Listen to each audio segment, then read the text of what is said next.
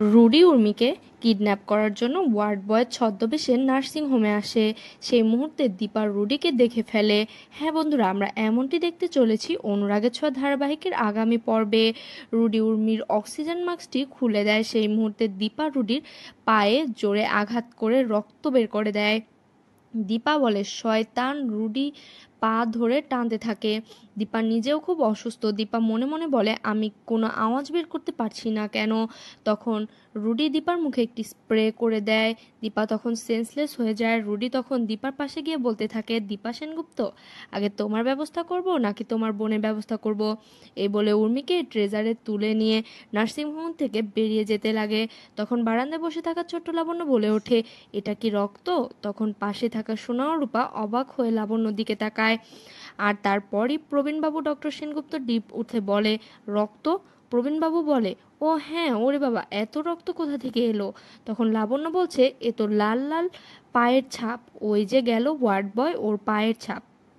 তখন রূপা বলে, ওয়ার্ড বয়ের পায়েতে এতটা লেগেছে, এতটা রক্ত পড়েছে, তাও বুঝতে পারেনি। সোনা বলে, যাওয়ার সময় তো লাগেনি, তাহলে রুমে লেগেছে। রূপা বলে, তাহলে রুমে তো কোনো আওয়াজ হতো, আমরা তো কোনো আওয়াজ শুনতে পাইনি। তারপর প্রবীণবাবু বলে, চলো তো সবাই আমরা রুমে গিয়ে দেখি। রুমে গিয়ে দেখে তো সবাই অবাক হয়ে যায়। রূপা বলে, এ কি কাকিয়া কোথায়? তখন সোনা দেখে মা পড়ে আছে। সোনা রূপা দুজনই মায়ের কাছে যায়। তখনই ডাক্তারবাবু রুমে আসে। এসে বলে, এ কি পেশেন্ট কোথায়? প্রবীণবাবু বলে, আরে সেটাই তো জানতে চাইছি, আর আমার বড় বৌমা এখানে পড়ে আছে কেন? ডক্টর বলে, কিন্তু আমরা তো পেশেন্টকে মুভ করাইনি, পেশেন্ট তো নিজের বেডেই ছিল, রেস্ট নিচ্ছিল। তখন সোনা খেয়াল করে বেডের পাশে রক্ত। বলে, দাদু ভাই, এই রুমেই তো রক্ত। তখন ডক্টর সেনগুপ্ত বলে, একজন ওয়ার্ড বয় রুমে ঢুকেছিল কিন্তু খালি ট্রেজার নিয়ে বের হয়ে গেছে। তখন দীপার জ্ঞান ফিরে আসে আর উর্মি উর্মি করতে থাকে। ওইদিকে রুডি উর্মিকে গাড়িতে করে নিয়ে যায় কিডন্যাপ করে। খুশিতে খুশিতে রুডি হেসে বলে, দীপা সেনগুপ্ত, বাজি এবার আমার হাতে, দেখি তুমি এবার কি করতে পারো। দীপা বলে, রুডি, ওই রুডি নিয়ে গেছে উর্মিকে। এই বলে দীপা অস্থির হতে থাকে। ঠিক সেই মুহূর্তে দীপার ফোনটা বেজে ওঠে। রূপা ফোনটা রিসিভ করলেই রুডি হেসে বলে, কে শালি সাহেবা? ফোনটা শাশুড়ি মাকে দিন। দীপা ফোনটা ধরে বলে, কে কে বলছো? রুডি ওপাশ থেকে হেসে হেসে বলতে থাকে, আমি আপনার জামাই। দীপা বলে, শয়তান, উর্মি কোথায়? বল উর্মি কোথায়?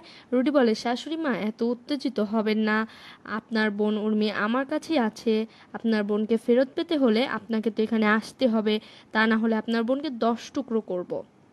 এ না না, 20 টুকরো করব, করে গঙ্গায় ভাসিয়ে দেব। দীপা বলে, না, আপনাকে এখানে আসতে হবে, আমি কিন্তু বাজে কোনো কথা বলছি না। রুডি বলে, দীপা সেনগুপ্ত, সরি সরি শাশুড়ি মা, বলে হাসতে থাকে। দীপা বলে, আমি আসব, তুই উর্মিকে কিচ্ছু করবি না। আমি আমার বোনকে ফিরিয়ে আনার জন্য আমি জমের দক্ষিণ দ্বার পর্যন্ত যেতে রাজি আছি, আমি তোকে শেষ করে ফেলবো। রুডি হাসে আর বলে, আমাকে কি করবে দীপা সেনগুপ্ত? অবশ্যই তোমার বোন তোমাকে ভালোবাসে না। দীপা বলে, আমার বোনের কোনো ক্ষতি করবি না, আর আমার বোন আমাকে ভালোবাসে বা না বাসে সেটা তোকে দেখতে হবে না। ঠিক আছে, তাহলে আসো, নিজের বোনকে বাঁচিয়ে নিয়ে যাও। আমি আসব। রুডি বলে, একা একা আসবি কিন্তু। উর্মি হঠাৎ জ্ঞান ফিরে আসে আর বলতে থাকে, আমাকে ছেড়ে দাও, আমাকে ছেড়ে দাও। রুডি বলে, চুপ, তা না হলে তোকে এক্ষুনি শেষ করে দিব।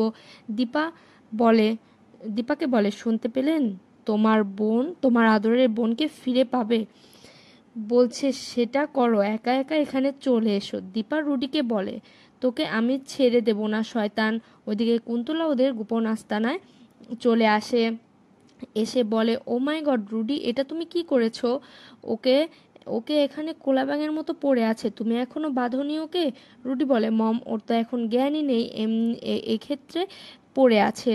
কুন্তলা বলে, এখন জ্ঞান নেই, পড়ে আছে, যখন গায়ে শক্তি পাবে তখন কি করবে? কুন্তলা বলে, দড়িটা নিয়ে এসো। এই বলে মা বেটা দুজন মিলে উর্মিকে বেঁধে ফেলে। বলে, বোকা মহিলা কোথাকার, ওঠ। উর্মি একবার হাসতে থাকে তো একবার কাঁদতে থাকে। উর্মির এমনটা দেখে কুন্তলা জোরে জোরে হাসতে থাকে। তো বন্ধুরা, তোমরা এমনটাই দেখতে চলেছো অনুরাগের ছোঁয়া ধারাবাহিকের আজকের পর্বে। ভিডিওটা ভালো লাগলে অবশ্যই কমেন্ট করতে ভুলো না।